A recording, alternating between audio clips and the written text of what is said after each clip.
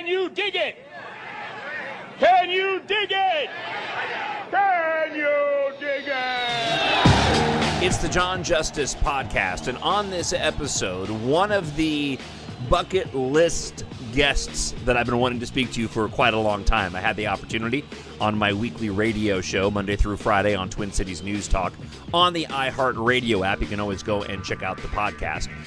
Gen Z influencer and streamer, now also author, Isabel Brown. I hope you enjoy the conversation. If your social media algorithms are functioning properly, you've probably seen my next guest on your feed covering politics and pop culture like this. It's Sharmeen Obaid Chinoy, I think is how I'm saying it correctly. She's a Pakistani feminist activist, I guess, that they have now appointed to be the new director for the next installment of Star Wars movies. She was speaking at some women's empowerment conference. I like to make men uncomfortable.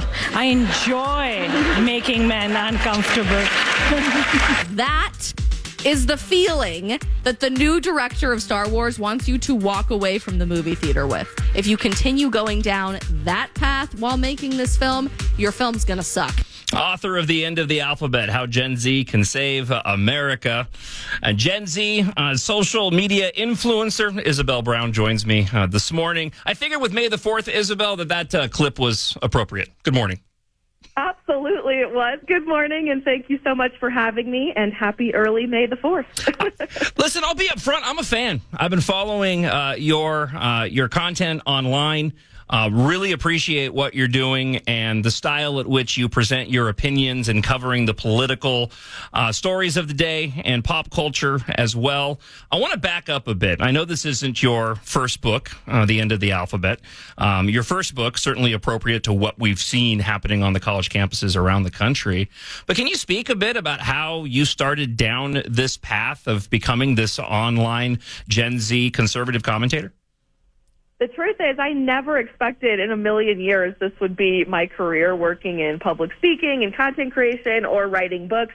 My dream actually was to become a surgeon, and I pursued both of my degrees in biomedical sciences, first at Colorado State University in my home state of Colorado, and then in graduate school at Georgetown in Washington, D.C., and sadly discovered very, very quickly that the reason I loved science, the pursuit of objective truth, really wasn't a hallmark aspect of the curriculum that I was paying for. Instead, I was spending a lot more time arguing with my professors about their political opinion, being told that it was scientifically impossible for God to have created the universe, or that abortion did not end a genetically unique human life, or maybe even that your chromosomes have nothing to do with your gender identity. I decided to get involved on my college campus and be a part of the solution to all of the insanity that I was seeing, and started a political club for other students my age to bring speakers like Charlie Kirk, Candace Owens, Dennis Prager, and more, and really started a revolution from the inside out on our college campus to reclaim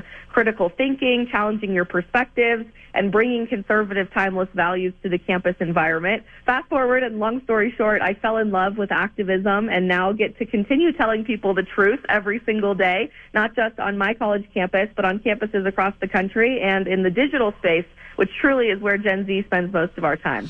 You know, it's interesting to me with your content because you always seem to have a smile on your face regardless of the issue that you're talking about. As a talk show host of 28 years, that is something that I have not been able to accomplish. But I find that it's been effective, at least for me, in your ability to sort of bring these issues to the forefront. Have you found that aspect of the way that you present the content and the stories of the day has been effective? Because it seems different than a lot of other individuals that are sort of occupying their space while they're doing a good job as well.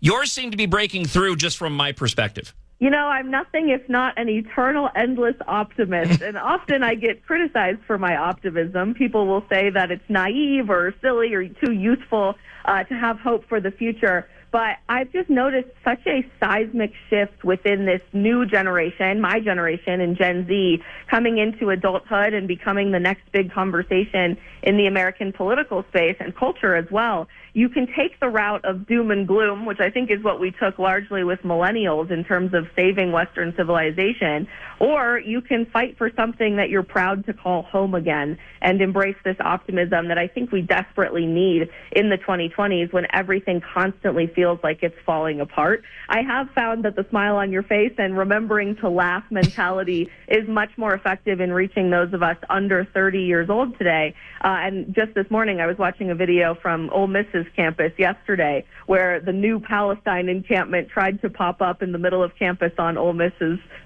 quad there with about a dozen people, and surrounding those dozen people were 1,000 other students laughing, smiling, and joyfully singing the national anthem. So I think that joyful aspect really is a hallmark trait of who we are as a generation, and I'm excited to see it become more prominent moving forward. Talking with Isabel Brown, author of The End of the Alphabet, How Gen Z Can Save America, at the Isabel B on X, and I'll tell you where you can find her as well on YouTube, Instagram, and TikTok. It's interesting you bring that up because I thought that the GoFundMe that was put up for the frat bros, for lack of a better word, that went and defended the American flag, at a time when in recent history would look back at individuals, guys like that, and they'd be labeled with a toxic masculinity. Here you have this moment in time during these ridiculous protests taking place, and yet they're being looked at as heroes in defending the flag. And I thought that was an interesting moment in the middle of all this chaos.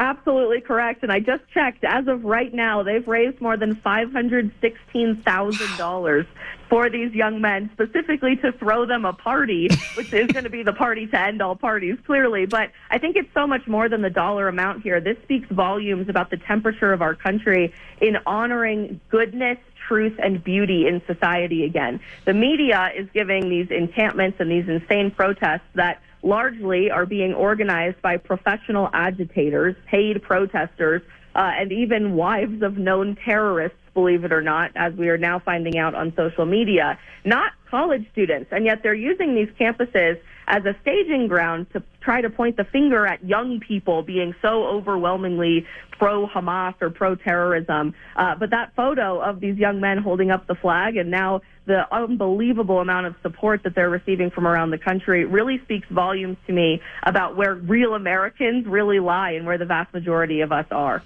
Your first book, Frontlines, Finding My Voice on an American College Campus, I know that goes back to February of 2021. I have to imagine, not being so far removed from college, it's got to be interesting for you to watch what's been taking place over the course of the past few weeks with these protests that we were just discussing. They seem to be made up of a core group of individuals that are funded by various organizations, but then you have those that are latching onto it, and we've seen videos of individuals that are protesting that have no idea what they're protesting about. I'd be interested to hear a little bit more of your perspective of what we've seen happen the past few weeks. It has been absolutely fascinating, and I've been covering it at length on my daily live stream. But, it's interesting. When I was in college, and the reason I wrote my first book is we were experiencing the beginning of the rise of Antifa and organized protests by the left. When I had Charlie Kirk invited to come speak at Colorado State University, hardly a very controversial campus in the last several decades, for example, there was so much backlash in our community from Antifa that I received personally, countless death threats, people threatening to harm me. My address was doxxed online. And there were so many protests the day of the event, ironically, about free speech, that they actually had to deploy the Colorado National Guard to my college campus just to keep students safe on campus. And as I moved through the rest of my college experience and watched more Gen Zers come into the fold rather than the millennials older than myself who had been graduating, things seemed to get much more temperate in the campus environment, and there was a deeper hunger for real ideological exchange and true education, which is what college is supposed to be all about, instead of all of the indoctrination we had previously been receiving. Now what I'm seeing with these encampments on college campuses is far more organized, well-funded, well-scripted, with specific media talking points, etc., than anything that existed when I was on my college campus. You're watching matching tents pop up across the country. They have matching signs, matching slogans that are approved for quote-unquote media interviews. It is highly more organized, and most of the videos that I'm seeing go viral of these insane protesters are of people who clearly are not 18 to 21 years old. Of course, there are the handful of those students who are latching on to this, but most students I'm seeing are making fun of these protests. They're memeing them on the internet. They're complaining about how their graduation is being canceled because of this insanity, and they're holding up the American flag, proudly singing our national anthem. At the Isabel Brown, YouTube, TikTok, Instagram, at the Isabel B on X. Let's get to your book, The End of the Alphabet, How Gen Z Can Save America. You know, I hear from people all the time. They want to know, what is the future going to be? It's the biggest question. Everybody seems so divided. We have generations that are coming up. We see what's happening on college campuses. I look at my own sons. I have a 21-year-old and a 17-year-old.